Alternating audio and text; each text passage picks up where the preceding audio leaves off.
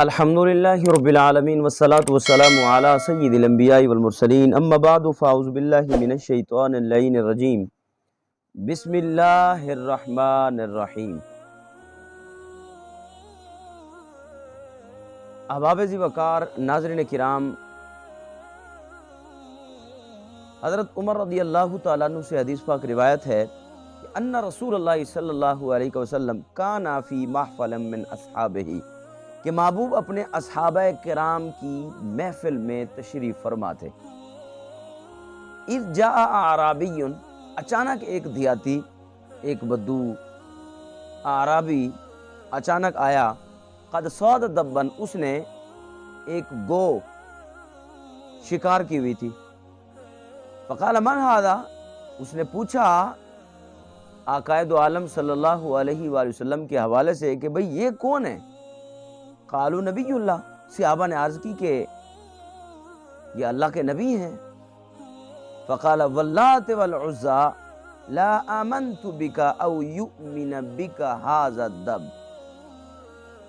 راوی کہتا ہے کہ یا تو اس نے یہ کہا کہ میں آپ پر ایمان نہیں لاؤں گا جب تک کہ یہ مردہ گو آپ کی شہادت نہ دے، یا اس نے یہ کہا کہ یہ گو آپ کی جب تک کہ تصدیق نہ کر لے تو میں آپ پر ایمان لانے والا نہیں۔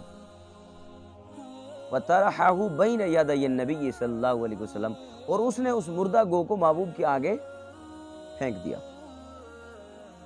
فقال نبی صلی اللہ علیہ وسلم، تو میرے نبی کریم علیہ السلام نے اس گو کو مخاطب فرمایا۔ اب مری ہوئی گو تھی، وہ سامنے پڑی ہوئی تھی۔ نبی علیہ السلام نے اس کو مخاطب فرمایا اور کہا یا دبو، اے گو، یہ خطاب فرمایا۔ فَأَجَابَهُ بِاللِّسَانٍ مُبِينٍ، اب وہ فصیح عربی زبان میں اس نے جواب دیا، فصیح عربی زبان میں، کھلے الفاظ میں۔ يَسْمَعُهُ الْقَوْمُ جَمِيعًا، اب وہ اتنی بلند آواز سے اس نے جواب دیا کہ جتنے لوگ صحابہ کرام اس وقت جمع غفیر تھا، جو جمع تھے، ان سب نے اس بات کو سنا۔ اس نے کیا کہا؟ لبیک و سعدیک یا زین من واف القیامہ، یہ اس نے جواب دیا، لبیک و سعدیک۔ قال من تعبد، میرے نبی علیہ السلام نے ارشاد فرمایا بتا بھائی تو کس کی عبادت کرتی ہے، تیرا الہ کون ہے؟ قال الذی فی السماء، کہا کہ میرا خدا وہ ہے، الذی فی السماء عرشہ، آسمانوں میں جس کا عرش ہے، وفی الارض سلطانہ، زمین میں جس کی بادشاہت ہے، وفی البحر سبیلہ، سمندر میں جس کے راستے ہیں، وفی الجنت رحمتہ، جنت میں جس کی رحمت ہے، وفی النار عقابہ، جہنم میں جس کی پکڑ ہے، گرفت ہے، میں اس کی عبادت کرتا ہوں۔ تو میرے آقا نے ارشاد فرمایا یہ تو ہو گیا لا الہ الا اللہ، تو یہ بتا فمن انا، میں کون ہوں؟ قال رسول رب العالمین و خاتم النبیین، کہا کہ آپ سارے جہاں کے پروردگار کے رسول ہیں اور آخری خاتم النبیین ہیں۔ وقد افلح، تحقیق وہ بندہ فلاح پا جائے گا، من صدقہ کا، جو آپ کی تصدیق کرے گا، وخاب من کذبک، اور وہ شخص رسوا ہوگا جو آپ کو جھٹلائے گا۔ فاسلم الاعرابی، صحابہ کہتے ہیں کہ وہ اعرابی دیہاتی جو آیا تھا اس نے کلمہ پڑھا اور محبوب کا دیوانہ ہو گیا۔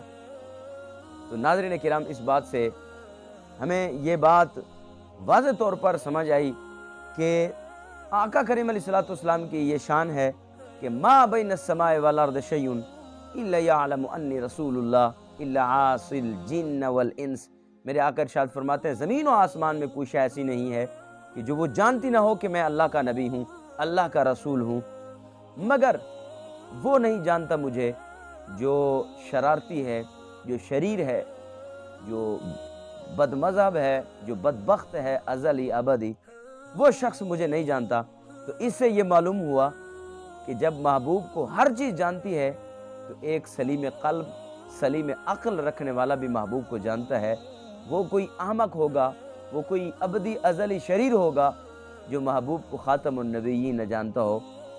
گو تو جانتی ہے، جنگل کا ایک جانور، وہ تو جانتا ہے کہ یہ اللہ کے رسول اور آخری نبی ہیں، لیکن اگر انسان نہیں جانتا تو پھر یہ نبی یہ حدیث اس بات پر صادق آئے گی کہ وہ شخص ازلی ابدی شریر ہے اور وہ ازلی ابدی بدبخت ہے۔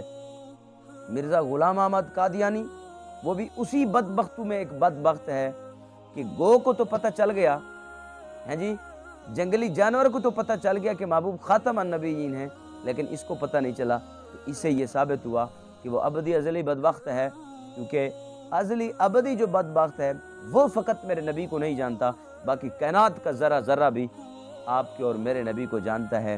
تو میں دعا گو ہوں اللہ جل شانہ ہم سب کو محبوب کی سچی محبت نصیب فرمائے، آقا کے کمالات ہمیں ماننے کی توفیق مرحمت فرمائے۔ وما علیہ الا البلاغ۔